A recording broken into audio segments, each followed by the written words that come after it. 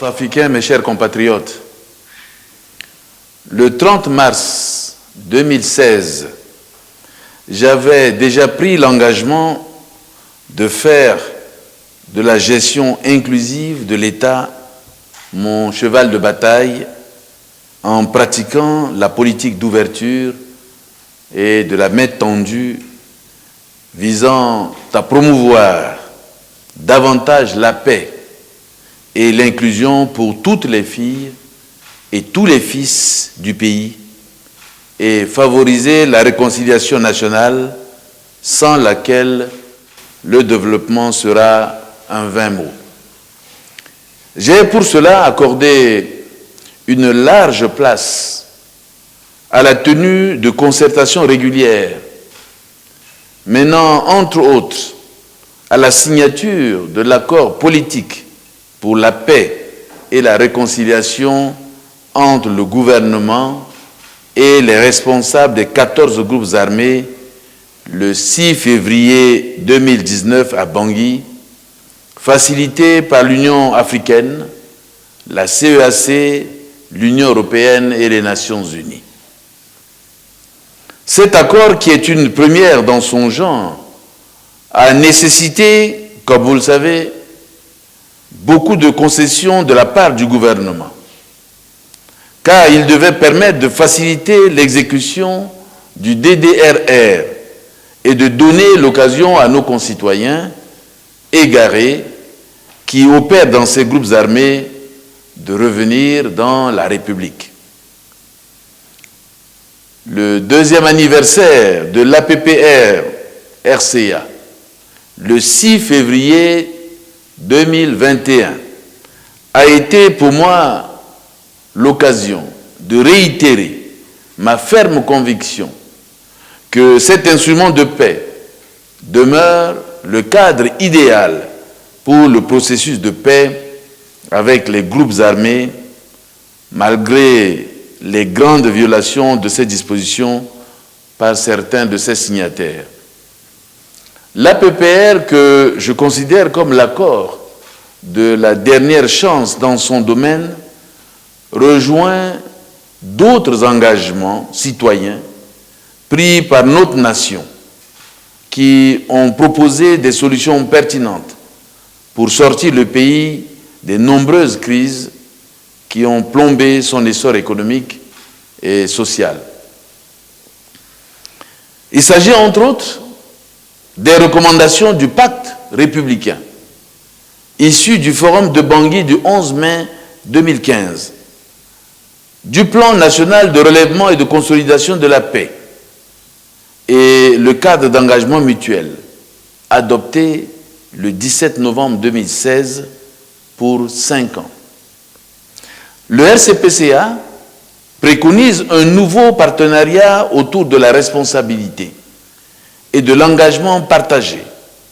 entre l'État centrafricain et ses partenaires sous un leadership national en vue de l'amélioration des conditions de vie de la population et de toutes les régions et de procéder à de grandes réformes structurelles salutaires pour le pays. Mes chers compatriotes, dans mon adresse à la nation, le 18 janvier 2021, à la suite de la proclamation des résultats définitifs de l'élection présidentielle du 27 décembre 2020 et à l'occasion de la célébration du 2e anniversaire de l'accord politique pour la paix et la réconciliation du 6 février 2021, ainsi que dans la suite du sommet extraordinaire de la CEAC du 26 décembre 2020 et du mini-sommet de la CRJL sur la République centrafricaine du 29 janvier 2021, j'ai réaffirmé ma disponibilité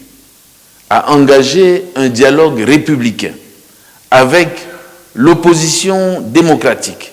et toutes les forces vives de la nation pour sortir notre pays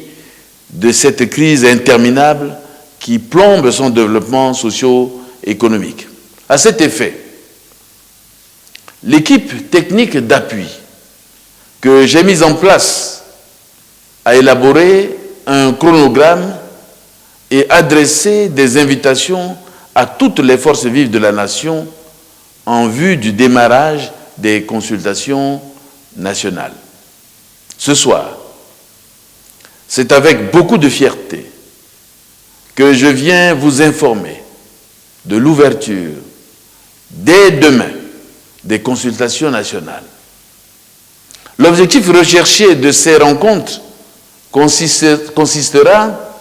à recueillir vos avis, vos recommandations et suggestions sur les résultats escomptés du dialogue républicain, ainsi que l'agenda d'intérêt national prioritaire, les principes fondamentaux à préserver et la méthodologie, y compris la conduite du dialogue, son format, ses animateurs et facilitateurs. Pendant au moins 10 jours, je serai donc à votre écoute pour recueillir les contributions pertinentes afin d'enrichir les outils de paix, de sécurité, de réconciliation nationale et de développement existants. L'équipe technique d'appui prendra note de vos recommandations et suggestions. Nous continuerons ces consultations avec toutes les personnes ressources et entités avant de vous revenir avec des termes de référence qui reflètent et réconcilient tous les points de vue, remarques, observations, suggestions et recommandations recueillies. Je suis persuadé que, grâce à vos regards extérieurs du cercle gouvernemental, vous avez la possibilité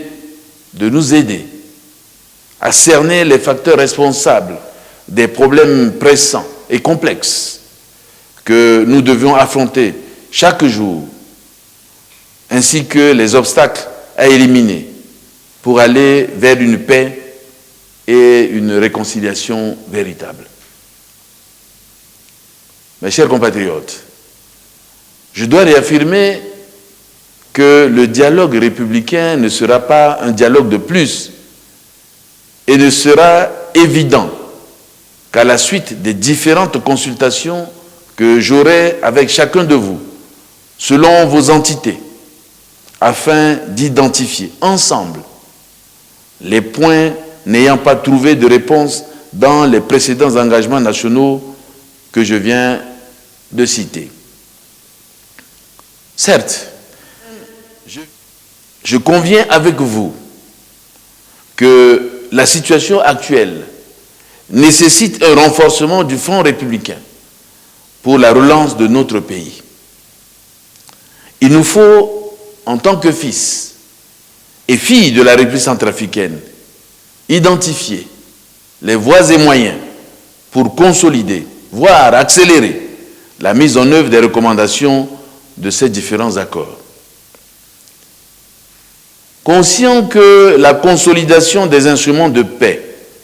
de réconciliation et de reconstruction de la République centrafricaine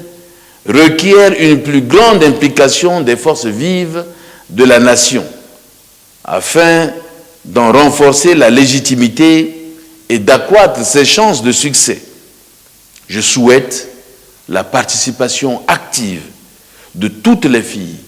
et de tous les fils du pays à ces différentes consultations. Elles regrouperont à divers niveaux